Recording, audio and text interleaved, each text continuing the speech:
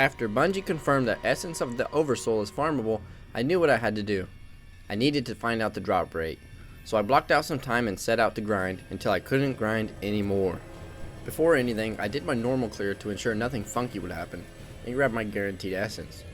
After that, it was time to farm the most optimal encounter, U. We were able to consistently get sub 3-minute kills with a good LFG team, and eventually after some optimizing we timed a 2-minute 24-second kill. If anybody wants to farm this still after this video, even after seeing how horrible the drop rate is, this is what we found the most optimal way to go as far as actual encounter strategy.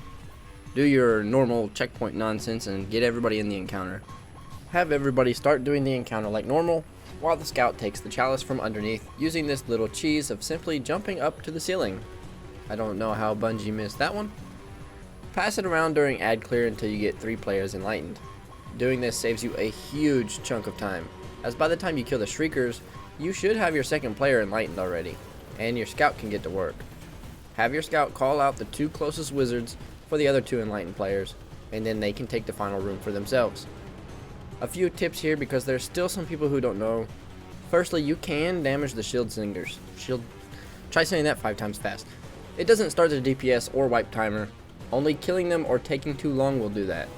You can get them to finisher levels of health and do a countdown if you want, and you aren't losing any time. Secondly, for you people who are scouting, colorblind mode helps a lot. I'm not colorblind, but man, I swear that normal red radar is blurry or something. Changing it to yellow makes everything clear. If you're new to scouting, then here's some information for you.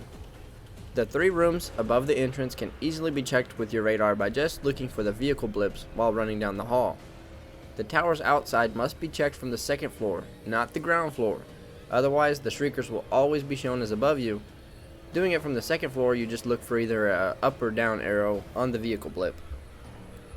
Once the 3rd player has a full chalice, have a 4th go ahead and preserve it down below, while the enlightened player goes to kill their wizard. Try to communicate and kill all wizards at the same time. And now it's time to do big damage. I wasn't a picky host, so I saw a couple of things that worked. Leviathan's breath was great, and that's what I used with Lunafaction boots. Sleeper was pretty on par with Leviathan's, and I even saw a retrofit escapade and a Briar's Contempt keeping up with damage.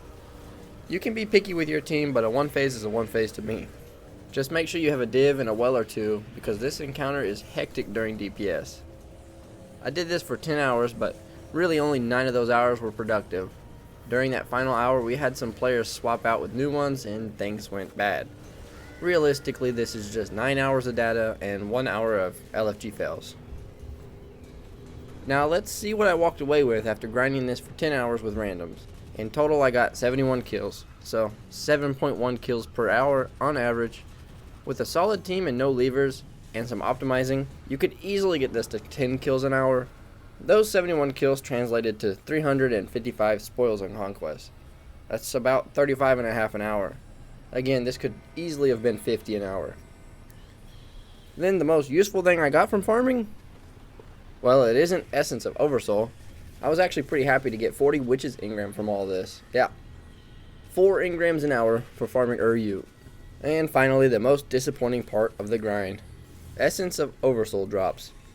In 10 hours, with 71 kills, I got a whopping 2 whole Essence. Now, this is too small of a sample size to tell you what the drop rate is, but I can definitely tell you it's low. My drop rate was just shy of 3%, but it could have easily been anywhere between 1 and 5% drop chance. With talking to other LFG players, it seems closer to 2%, but let's do some math while being generous to tell you how long this grind is going to be.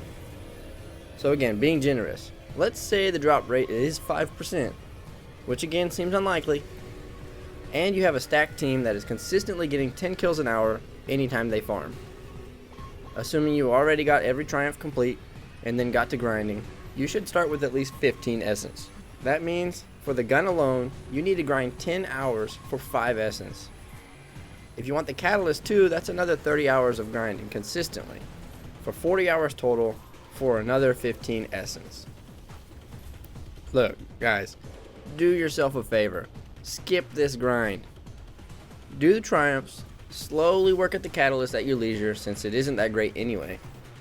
If you only get 1 random drop of essence, that's still only a month. and you have the gun.